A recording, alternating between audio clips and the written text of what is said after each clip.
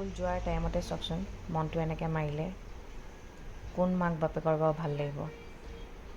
যাওঁতে ধুনীয়াকৈ যায়, স্কুলত সোমোৱাৰ লগে লগে মনটো মাৰি দিয়ে, তাতে তাই গাটো বেয়া বাৰু। গুড মৰ্ণিং সকলোকে, মোৰ মিনি ব্লগটোলৈ স্বাগতম জনাইছোঁ। আজি চাদৰ মেখেলা পিন্ধি লৈছোঁ, কিয় জানেনে? হনুমান মন্দিৰ যাম। আমাৰ ঘৰততো মোৰ লগৰজনী আছে, এনেকুৱা হৈছে জানেনে, ৰাতিপুৱা আমি মানে নিজৰ ছোৱালীকেইজনী কামতহে ব্যস্ত হৈছোঁ। তাইও খেলিবলৈ গৈছে, এইফালে আৰিয়াকো উলিয়াই ল'লোঁ। আৰিয়া মানে ব্ৰেকফাষ্ট কৰিবলৈ মনেই নাই খোৱা, তাই চৰ্দি লাগি আছে যে। আমাৰ মা দেউতাই ইমান গুৰুত্ব দিছিলে জানো? বুলিহে কয় ন? আমাৰ দিনত আমাৰ মা দেউতাই কি কয় জানেনে? ডাঙৰকৈ পঢ়িবি, শুনিব লাগিব, দূৰৰ পৰাই কৈ থাকে ন? আৰু আমি মা দেউতাই যি কয় ন সেইমতে চলিছিলোঁ। আজিকালি ল'ৰা ছোৱালী চলেনে বাৰু? ল'ৰা ছোৱালীৰ মতেহে মাক দেউতাকে চলে ন? সময় যে কিমান সলনি হৈছে। এইফালে হনুমান মন্দিৰত চাকি তাকি জ্বলাই আহিলোঁ, আহি লৈ ব্ৰেকফাষ্ট কৰিলোঁ। তাৰপিছত মোৰ লগৰজনীটো গ'লেই আৰু, গৈ পিনে তাৰপিছত এইফালে আমি নিবলৈ আহিছোঁ। নিয়াৰ টাইমত মানে তাইৰ মনটো ভাল, কিন্তু মানে অহাৰ টাইমত মানে মনটো বেয়া কৰি দিয়ে। যিজনী ছোৱালী স্কুল আহি ইমান ভাল পাইছিলে সেইজনী ছোৱালী কান্দিবলৈ ধৰিছে, আৰু এই ল'ৰাটোৱে যে প্ৰথমতে কান্দিছিলে সি আকৌ এতিয়া হাঁহি অহা হৈছে। আপুনি কাকো লৈ পিনে আপুনি একো মানে ভাবিব নোৱাৰে, গম পাইছেনে? কাকো লৈ পিনে আপুনি গেৰেণ্টি দিব নোৱাৰে এইটো যে ভাল হ'ব বুলি, কেতিয়াবা বেয়া হৈও যাব পাৰে ন?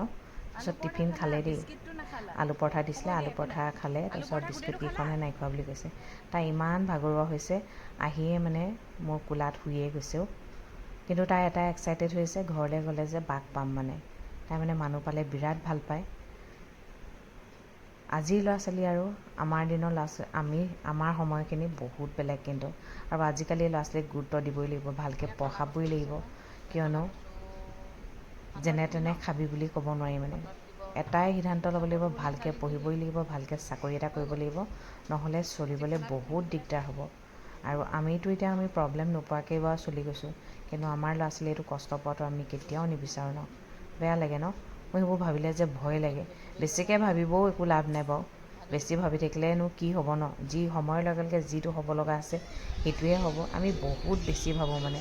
প্ৰথমতে ভাবিছিলোঁ কেতিয়া ডাঙৰ হ'ব, কেতিয়া খোজকাঢ়িব, কেতিয়া কথা ক'ব, কেতিয়া স্কুল যাব, সেই সময়খিনিতো চলি গৈয়ে আছে, হয়নে নহয়? কিন্তু সেইকাৰণে বেছিকৈ ভাবিব নালাগে। তাৰপিছত ইভিনিং টাইমত আমি মহাভৈৰৱ মন্দিৰ গ'লোঁ। কেতিয়াও কিন্তু মই ইভিনিং টাইমত মহাভৈৰৱ মন্দিৰ গৈ পোৱাই নাছিলোঁ, আজি ফাৰ্ষ্ট টাইম গৈছোঁ। ইমান ভাল লাগিছে ন পৰিৱেশটো, মানে ভগৱানে মাতিছে মানে, আহি মানে গ'লোঁ, চাকি তাকি জ্বলালোঁ। আৰিয়া উঠিবলৈ মনেই কৰা নাছিলে, কিন্তু গৈ পিনে বহুত ভাল পালে।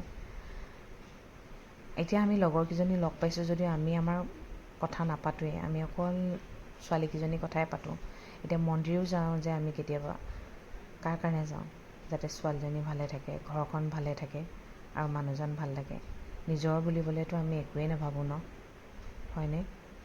সময় কিমান সলনি হৈ গৈছে, বহুত বেছি সলনি হৈ গৈছে দেই। আমাৰ মা দেউতা আৰু আমাৰ মাজত বহুত পাৰ্থক্য, বহুত বেছি পাৰ্থক্য। কিন্তু তেওঁলোকেও কষ্ট কৰিছিলে আমাৰ কাৰণে। কিন্তু এতিয়া মানে মাক দেউতাকবোৰ এটা কম্পিটিশ্যন নহয় জানো? হয়নে?